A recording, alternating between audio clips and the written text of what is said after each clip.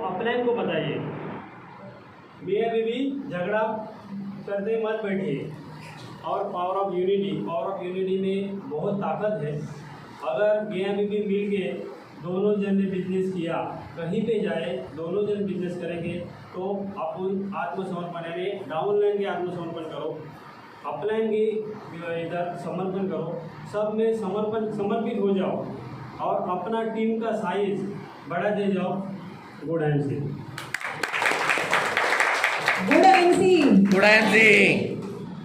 मेरा नाम है प्रांजलि दानी, थाना से बिलोंग करती हूँ।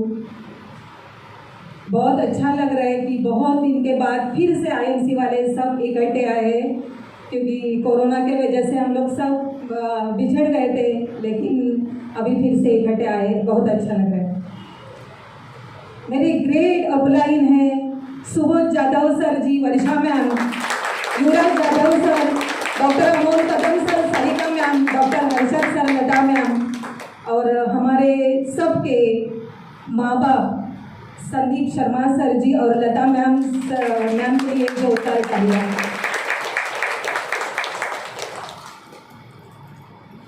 आज से पहले 3.5 साल पहले एक ऐसे ही दो अनजान आदमी ने हमें आईएमसी की पहचान करवा दी। और 2 लोग का मैं जरूर नाम लूँगी। और एक सर है मेरे अपलाइन, मिस्टर ननावरे सर और मिस्टर प्रेम मंडल कुमार सर, इनके लिए एक जोरदार तालियां। पहले हम आईएमसी से पहले हमारा जो बिजनेस था वो टेलरिंग का बिजनेस था, और हम लोग दोनों मिल के, पूरा फैमिली मिल के खुशी खुशी से कर रहे थे, सब कुछ अच्छा चल रहा था। लेकिन तो भी जीने का मकसद नहीं समझ रहा था।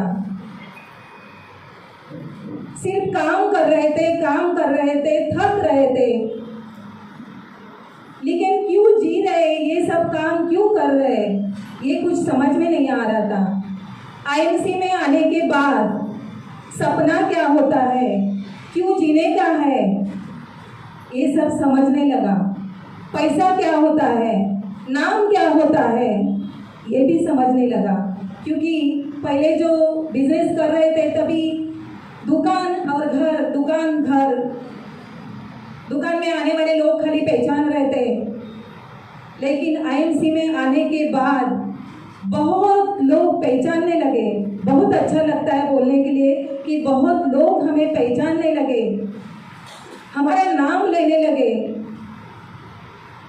ये सब जर्नी तो चलती रही, ये मकसद पूरा करने का कोशिश तो कर रहे थे, लेकिन ये मकसद पूरा करने के लिए कुछ सीख भी रहे थे, ट्रेनिंग भी ले रहे हैं, अभी भी ले रहे हैं, इसके बाद भी लेते रहेंगे।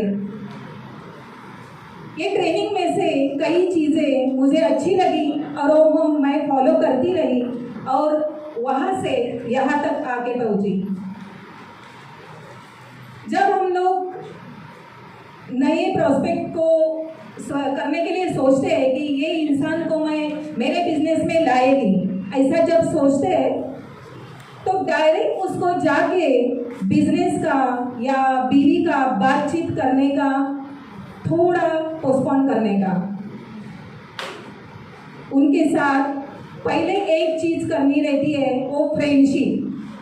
हर व्यक्ति के साथ जिनको बिजनेस में लाना है या नया कोई पहचान वाला हुआ भी है, बिजनेस में आ सके या ना आ सके, लेकिन उसके साथ पहला जो चीज़ करना है वो फ्रेंडशिप।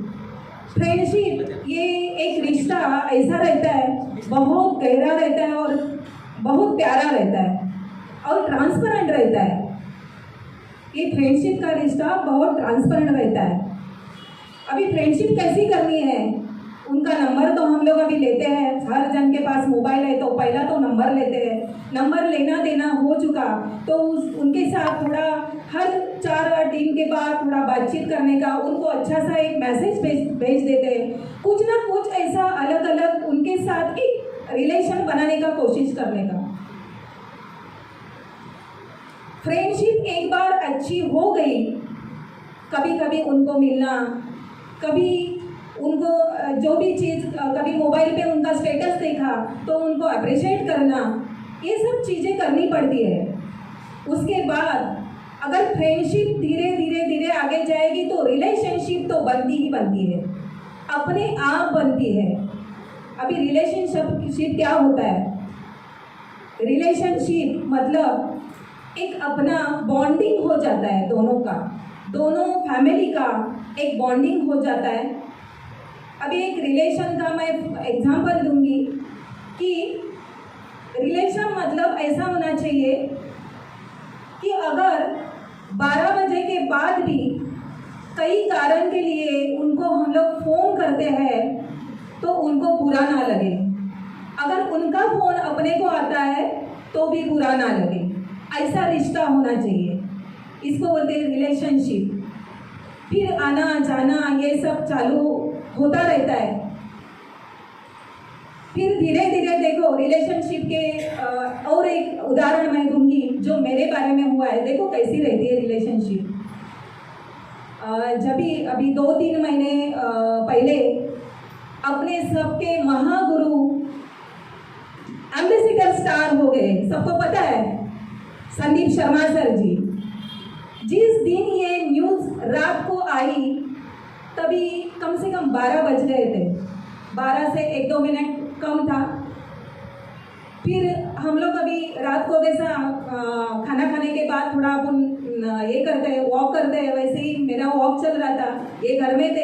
इन्होंने वो मोबाइल पे मैसेज देखा कि अपने संदीप सर, मतलब संदीप सर के साथ तो अपनी सबकी अटैचमेंट एक अलग ही है, और अपने संदीप सर एम्बेसडर स्टार हो गए।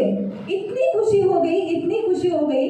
तुरंत मेरे को आवाज़ देके इन्होंने बोला, अरे देख संदीप शर्मा सर अपने एम्बेसडर स्टार हो गए। और उस खुशी में घड़ी में 12:15 या 12:30 बज गए, ये भी मुझे ध्यान नहीं आया। मैं तुरंत फ़ोन लगाया सर को कि खुशी सहन नहीं हो रही थी कि सर के साथ शेयर करने के लिए मन कर रहा था, लेकिन घड़ी नहीं देखने का मन हुआ, और तुरंत मैं उनको फ़ोन कर दिया। सर सब पूरा कॉन्ग्रेचुलेशन वगैरह हो गया।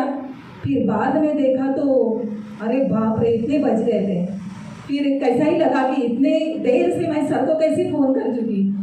फिर 2-3 दिन के बाद सर किशन नगर में आए थे और हमारे दुकान में आए तो सर को पहले मैं सॉरी बोला, सर सॉरी। सर बोलते क्यों सॉरी क्यों?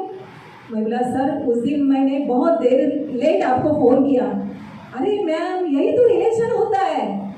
तभी पता चला कि आईएमसी में आके रिलेशन की बात बहुत पता चल गई, क्योंकि सुबोध सर जी के पूरे फैमिली के साथ, सारिका मैम के पूरे फैमिली के साथ हमारा जो भी कुछ रिश्ता बन गया है, रिलेशन बन गया है, ऐसे ही रिलेशन हमारे हर व्यक्ति के साथ बनना चाहिए। देखो रिलेशन बनते बनते जब आगे जाता है, फिर वो व्यक्ति के साथ हम लोग पार्टनरशिप करने के लिए राजी हो जाते हैं, वो भी राजी हो जाता है। तब हम लोग उसको बोल सकते हैं कि देख मैं ऐसा ऐसा बिजनेस कर रही हूँ, तो तू मेरे साथ आएगा तो हम मिल के बिजनेस करेंगे।